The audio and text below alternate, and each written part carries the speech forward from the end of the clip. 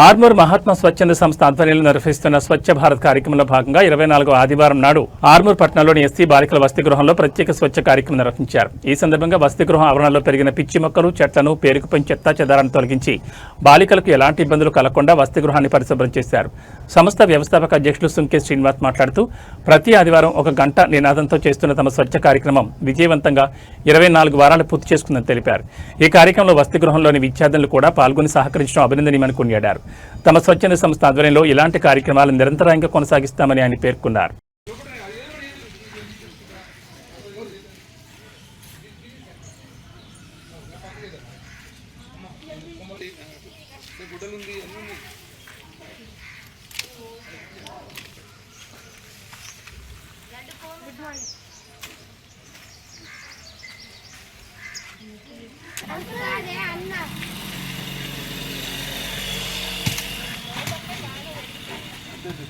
బయట ఇసులు పక్కనే ఉన్నా లోపల ఇసులు బయట ఏ బుద్ధి అని చెప్పండి అదనపు తంగ అయిపోతాం కదా కూర్చోండి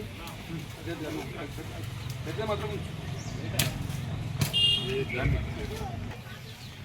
సరిపోతుంది కదా సరిపోతుంది కదా రైట్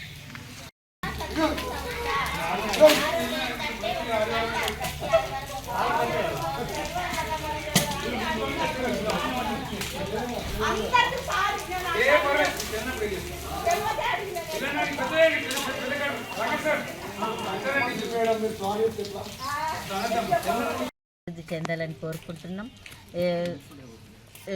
మహాత్మా స్వచ్ఛంద సంస్థ అధ్యక్షులు సుంకే శ్రీనివాస్ గారికి ధన్యవాదాలు తెలియజేస్తున్నాం. జై స్వచ్ఛ భారత్.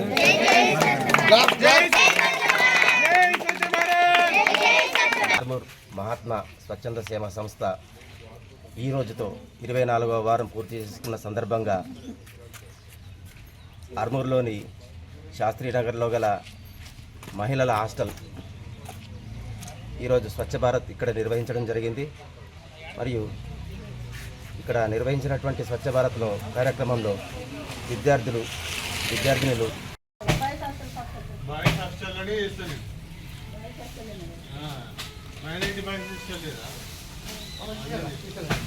रोड का एक साइड बेटा साइड का टू वाली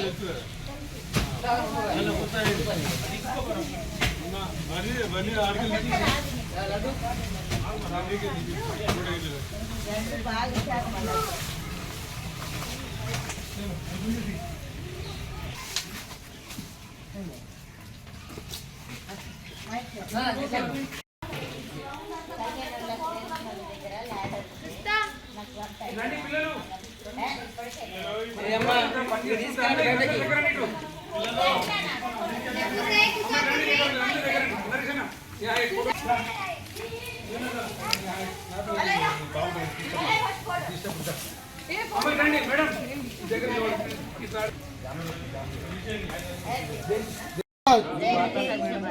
जय स्वच्छ भारत,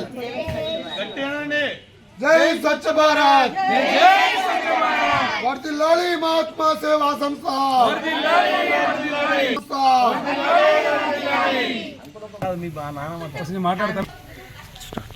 ఆర్మూర్ మహాత్మా స్వచ్ఛంద సేవా సంస్థ ఆధ్వర్యంలో మా బృందమంతా ఈరోజు ఈ శాస్త్రీనగర్లోని బాలికల హాస్టల్లో 24వ వారం స్వచ్ఛ భారత్ నిర్వహిస్తున్నాము. ముఖ్యంగా ఈ హాస్టల్ పరిసర ప్రాంతాల్లో ఉన్న చెత్త చెదారం, పిచ్చి మొక్కలు, మోరీ శుభ్రత మరియు ఈ పిల్లలు నివసించే ప్రాంతాలలో కోతుల బెడద అధికంగా ఉన్న పిచ్చి చెట్ల మొక్కలన్నిటిని తొలగించి ఈరోజు మేము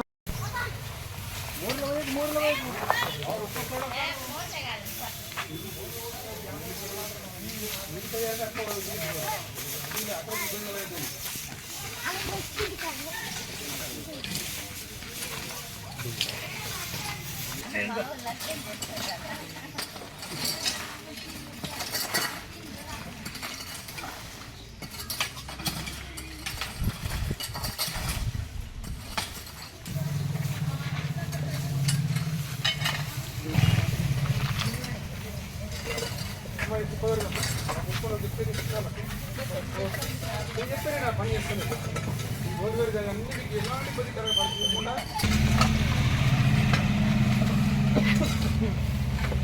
ఒకటి ఇది గీసే